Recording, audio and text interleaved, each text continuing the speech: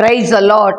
ஆண்டவராகிய இயேசு கிறிஸ்துவின் நாமத்தில் உங்களுக்கு என் அன்பின் வாழ்த்துதலை தெரிவித்துக் கொள்கிறேன்.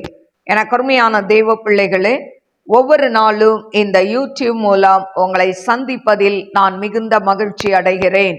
இந்த ஆடியோவை நீங்கள் கேட்டு தேவ ஆசீர்வாதத்தை பெறுவது மட்டுமன்றி, உங்களுக்கு அறிமுகமானவர்கள், உங்கள் நண்பர்கள், உங்கள் உறவினர்களுக்கும் இந்த ஆடியோவை அனுப்பி தேவனுடைய நாமத்தை மகிமைப்படுத்தும்படி உங்களை அன்புடன் கேட்டுக்கொள்கிறேன்.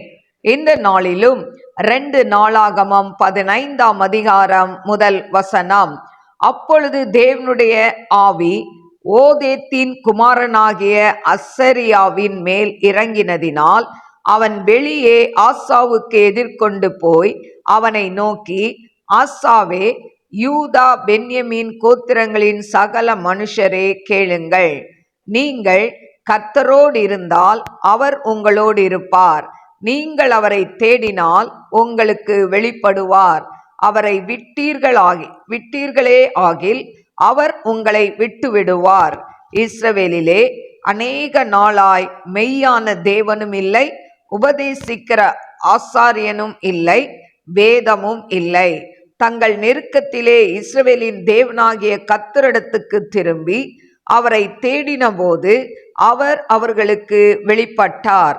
அக்காலங்களிலே வெளியே போகிறவர்களுக்கும் உள்ளே வருகிறவர்களுக்கும் சமாதானம் இல்லை. தேசங்களின் குடிகள் எல்லாருக்குள்ளும் மகா அமளி உண்டாயிருந்து ஜாதியை ஜாதியும் பட்டணத்தை பட்டணமும் நொறுக்கினது.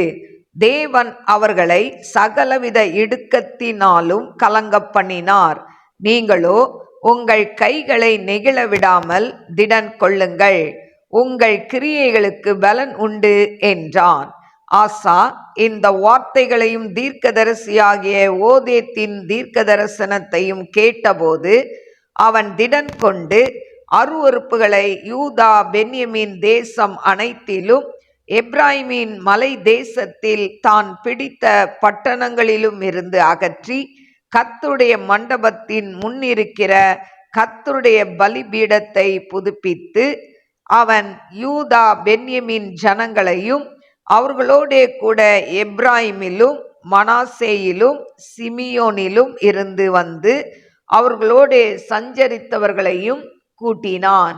அவனுடைய தேவனாகிய கர்த்தர் அவனோடு இருக்கிறதை கண்டு இஸ்ரவேலிலிருந்து திரளான ஜனங்கள் அவன் பட்சத்தில் சேர்ந்தார்கள். ஆசா அரசாண்ட 15ஆம் வருஷம் 3ஆம் மாதத்திலே அவர்கள் எருசலேமிலே கூடி தாங்கள் கொள்ளையிட்டு ஓட்டிக்கொண்டு வந்தவைகளில் அந்நாளிலே 700 மாடுகளையும் 7000 ஆடுகளையும் கர்த்தருக்கு பலியிட்டு தங்கள் பிதாக்களின் தேவனாகிய கர்த்தரை தங்கள் முழு இருதயத்தோடும் தங்கள் முழு ஆத்துமாவோடும் தேடுவோம் என்றும், சிறியோர் பெரியோர் ஸ்ரீ புருஷர் எல்லாரிலும் இஸ்ரவேலின் தேவனாகிய கர்த்தரை தேடாதவன் எவனோ அவன் கொலை செய்யப்பட வேண்டும் என்றும் ஒரு உடன்படிக்கை செய்து மகா சத்தத்தோடும் கெம்பீரத்தோடும் பூரிகைகளோடும் எக்காலங்களோடும் கர்த்தருக்கு முன்பாக ஆணையிட்டார்கள். இந்த ஆணைக்காக யூதா ஜனங்கள் யாவரும் சந்தோஷப்பட்டார்கள். தங்கள் முழு இருதயத்தோடும் ஆணையிட்டு தங்கள் முழு மனதோடும் அவரை தேடினார்கள். கர்த்தர் அவர்களுக்கு வெளிப்பட்டு சுற்றுப்புறத்தாரால் யுத்தம் இல்லாதபடிக்கு அவர்களை இளைப்பாற பண்ணினார். தோப்பிலே அருவருப்பான விக்கிரகத்தை உண்டு பண்ணி ராஜாவாகிய ஆசாவின் தாயான மாகாளையும் ராஜாத்தியா இராதபடிக்கு ஆசா விலக்கி போட்டு அவளுடைய விக்கிரகத்தையும் நிர்மூலமாக்கி தகர்த்து கீதரோன் ஆற்றண்டையிலே சுட்டெரித்து போட்டான். மேடைகளோ இஸ்ரவேலிலிருந்து தகர்க்கப்படவில்லை. ஆனாலும் ஆசாவின் இருதயம் அவன் நாட்களிலெல்லாம் உத்தமமாய் இருந்தது. தன் தகப்பனும் தானும் பரிசுத்தம் பண்ணும்படி நேர்ந்து கொண்ட வெள்ளியையும் பொன்னையும் பனிமுட்டுகளையும் அவன் தேவனுடைய ஆலயத்திலே கொண்டு வந்தான். ஆசா அரசாண்ட 35ஆம் வருஷம் மட்டும் யுத்தம் இல்லாதிருந்தது.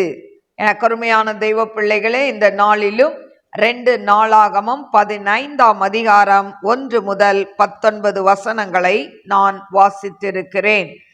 கருமையான தேவ பிள்ளைகளே, இந்த தேவனுடைய ஆவி ஓதேத்தின் குமாரனாகிய அசேரியாவின் மேல் இறங்கினதுனால அந்த ஆசார் ராஜாவுக்கு எதிர்கொண்டு வந்து ஆசார் ராஜா கிட்ட சொல்றாரு, அதாவது யூதா பென்யமீன் கோத்திரங்களின் சகல மனுஷரே கேளுங்கள். அவர் தீர்க்கதரிசனமாய் சொல்றார், நீங்கள் கர்த்தரோடு இருந்தால் அவர் உங்களோடு இருப்பார், நீங்கள் அவரை தேடினால் உங்களுக்கு வெளிப்படுவார், அவரை விட்டீர்களே ஆகில் அவர் உங்களை விட்டு விடுவார். 3 காரியங்களை சொல்றாரு. நீங்கள் கர்த்தரோடு இருந்தால், அப்போ இன்னைக்கு உங்க வாழ்க்கையில என் வாழ்க்கையிலையும் நாம் தேவனோடு இருக்க வேண்டும். மிக முக்கியமான காரியம் கிறிஸ்தவர்களுக்கு, ஆவிக்குரிய வாழ்க்கையில உள்ளவர்களுக்கு மிக முக்கியமான காரியம், நம்ம கர்த்தரோடு நெருங்கி ஜீவிக்க வேண்டும். நம்ம ஆண்டவரை தேடுனா நமக்கு ஆண்டவர் நிச்சயமாய் தென்படுவார், அவர் நம்மோடு பேசுவார். என கருமையான தெய்வ பிள்ளைகளே, அப்படி நம்ம அவரை தேடாட்டா விட்டுட்டா அவரும் நம்மளை கைவிட்டு விடுவார் என்பதை அவன் தீர்க்க தரிசனமாய் அவன் சொல்கிறதை நாம் பார்க்கிறோம். என கருமையான தெய்வ பிள்ளைகளே, அதே போல பார்த்தீங்கன்னா அதில் இஸ்ரவேலில் அநேக நாளாய் மெய்யான தேவனும் இல்லை, உபதேசிக்கிற ஆசாரியர்களும் இல்லை, வேதமும் இல்லை. அப்போ ஒரு அடைக்கப்பட்ட ஒரு வாசல், அதாவது ஆண்டவருடைய சத்தத்தை கேட்க முடியாதபடி, அவருடைய வழி நடத்துதலை கேட்க முடியாதபடி ஒரு நெருக்கம். பாருங்க, 4ஆம் வசனத்துல, நெருக்கத்திலே இஸ்ரவேலின் தேவனாகிய கர்த்தரிடத்துக்கு திரும்பி அவரை தேடின போது அவர்களுக்கு வெளிப்பட்டார். இப்படிப்பட்ட சூழ்நிலையில அந்த நெருக்கத்தின் நேரத்தில் ஆண்டவரை நோக்கி அவங்க தேடும்போது, கூப்பிடும்போது ஆண்டவர் என்ன பண்றாரா, அவங்களுக்கு வெளிப்பட்டார் என்று சொல்லப்பட்டிருக்கிறது. என கருமையான தெய்வ பிள்ளைகளே, இன்றைக்கும் நம்மளுடைய வாழ்க்கையில இந்த உலகப்புறமா நம்ம வாழ்ந்து கொண்டு இருக்கிறோம். ஆனால் ஒரு காலகட்டத்தில் நாம் திரும்பி பார்க்கும்போது நாம் கடந்து வந்த பாதைகள்லாம் தேவனுக்கு பிரியமில்லாத எத்தனை பாதைகள், தேவனுக்கு பிரியமில்லாத ஒரு வாழ்க்கை நாம் வாழ்ந்து கொண்டு இருக்கிறோம்ல.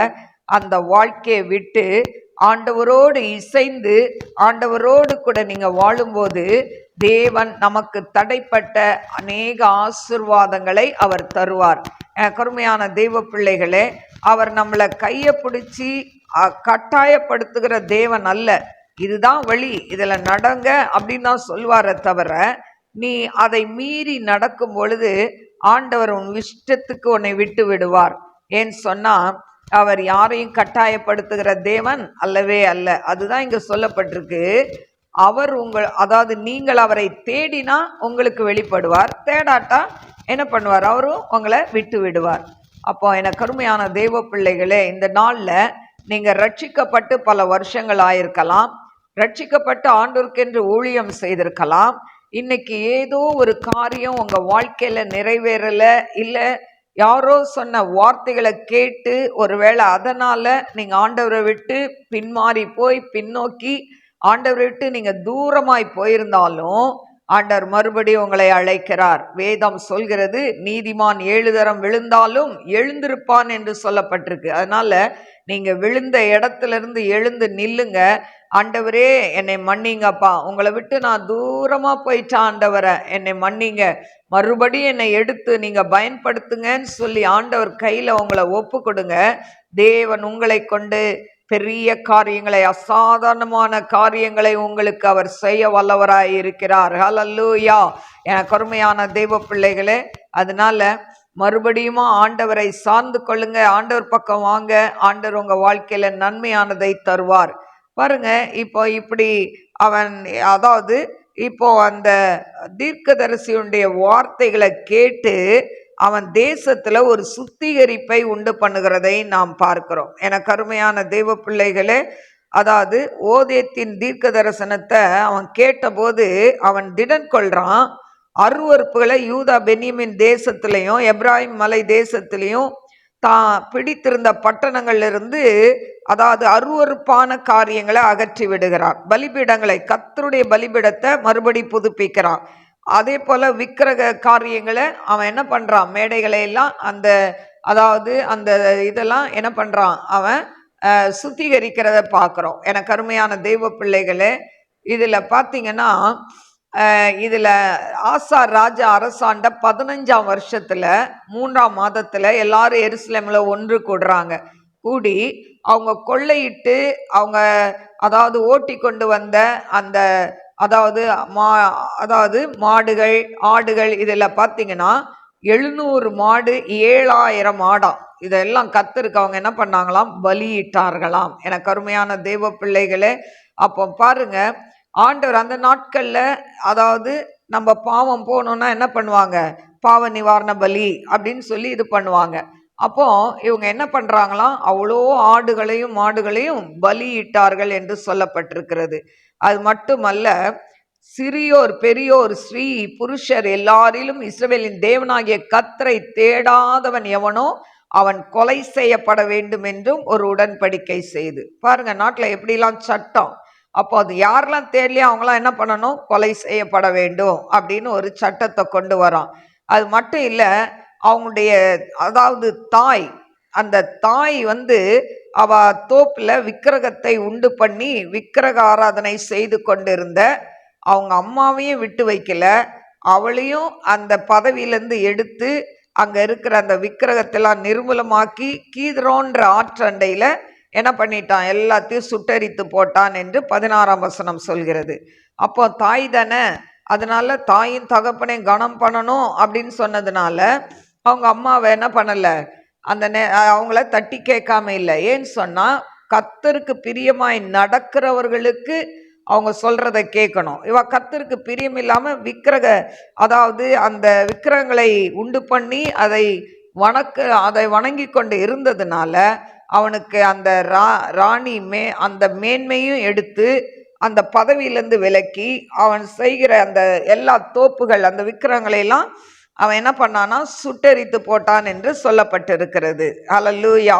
எனக்கு அருமையான தெய்வ பிள்ளைகளே, அதனால இந்த ஆசா ராஜா 35 வருஷம் ஆட்சி செய்கிறான்.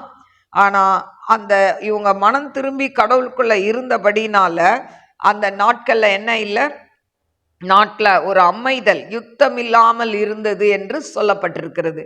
எனக்கு அருமையான தெய்வ பிள்ளைகளே, நீங்களும் நானும் ஆண்டவரை தேடும் பொழுது நம்ம வாழ்க்கையில் யுத்தமில்லாத அதாவது நமக்கு எதிராய் செயல்படுகிற எல்லா மாந்திரிக வல்லமைகள், எல்லா பிசாசின் கிரியைகள், எல்லா வித காரியங்களையும் ஆண்டவர் ஜெயிக்க நமக்கு பலன் தருவார். ஆனால் நம்ம செய்ய வேண்டியது இந்த ஆசா ராஜா ஜெபித்தது போல சுத்திகரித்தது போல நம் குடும்பத்தை சுத்திகரிக்க வேண்டும்.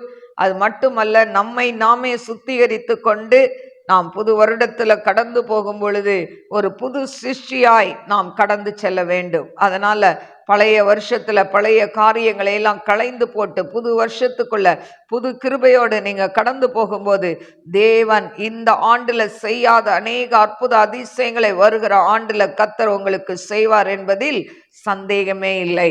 நாம் கண்களை மூடி நாம் செபிப்போம். ஸ்தோத்திரிக்கிற ஆண்டவரே, மகா பரிசுத்தமுள்ள நல்ல தகப்பனே, மக ஸ்தோத்திரிக்கிறப்பா. இந்த நாளிலேயும் தகப்பனே ஆண்டவரை அப்பா, அந்த 2 நாளாகம் 15ஆம் அதிகாரத்துல நாங்கள் தியானித்தோம் வேதத்தை. ஆண்டவரே, எதையெல்லாம் விடணுமோ அதை விட கிருபை கொடுங்க. ஆசா ராஜா ஆண்டவரை தன்னுடைய நாட்டை சுத்திகரித்ததை நாங்க பார்க்கிறோம். ஆண்டவரை இன்னைக்கும் அப்பா எங்க வீடுகள்ல ஆண்டவரை வேண்டாத காரியங்கள், சாபத்தீடான காரியங்கள் இருக்கும் என்று சொன்னால் அவைகளை எல்லாம் தகப்பனே பிள்ளைகள் எடுத்து விட கிருபை கொடுங்கப்பா. உம்மோட கூட நெருங்கி ஜீவிக்க கிருபை கொடுங்க டாடி. ஆண்டவரே, மாக்க ஸ்தோத்திரிக்கிறேன், துதிக்கிறேன் ஆண்டவரே. ரீபா லவோரி ஆக்கரபா, நீங்கள் அவரை தேடினால் உங்களுக்கு வெளிப்படுவார், அவரை விட்டு விட்டீர்களே ஆகில் அவர் உங்களை விட்டு விடுவார் சொன்னது போலப்பா. ஆண்டவரே அப்பா, பிள்ளைகள் உம்மை விட்டு தூரமாய் போயிருந்தாலும் மறுபடியுமாய் ஆண்டவரை உம்மை நோக்கி கூப்பிடும் பொழுது அப்பா, உங்க ஜெபத்துக்கு நீங்க பதில் தர வேண்டுமாறு ஜெபிக்கிறேன். அற்புதங்களை செய்யுங்க ஆண்டவரே. இந்த நாளிலேயும் கூடப்பா, திருமணம் ஆகாத பிள்ளைகளுக்கு திருமண காரியங்களை ஒழுங்குபடுத்தி கொடும், வேலை இல்லாத பிள்ளைகளுக்கு வேலையை கொடும் ஆண்டவரே. உங்களோட கிருபை சூழ்ந்து கொள்ளட்டும் என்று ஜெபிக்கிறேன். ரிபா லபா ரபா லபா ரிபா ரபா திபா ரபா லபா கரபா ரிபா ரபா ரபா கரபா ஆண்டவரே அப்பா தகப்பனே, குழந்தை இல்லாத பிள்ளைகளுக்கு குழந்தை பாக்கியத்தை கட்டளையிடுங்க ஆண்டவரை. அப்பா உம்முடைய நாமத்தை மகிமைப்படுத்துங்க. ஆவியானதாமே பெரிய காரியங்களை செய்யுங்க அப்பா. ஆண்டவரே வியாதி படுக்கையில இருக்கிற பிள்ளைகளுக்கு ஆண்டவரே வியாதியின் படுக்கையை மாற்றி போடுங்க அப்பா. டிப்ரெஷன்ல இருக்கிற பிள்ளைகளுக்கு அந்த டிப்ரெஷன்ல இருந்து விடுதலையை கொடுங்க ஆண்டவரை. நாமத்தை மாத்திரம் மகிமைப்படுத்துங்க. ஆவியானதாமே பெரிய காரியங்களை செய்யுங்க. இயேசுவின் நாமத்தில் கேட்கிறேன் பிதாவே, ஆமென். God bless you. God bless you.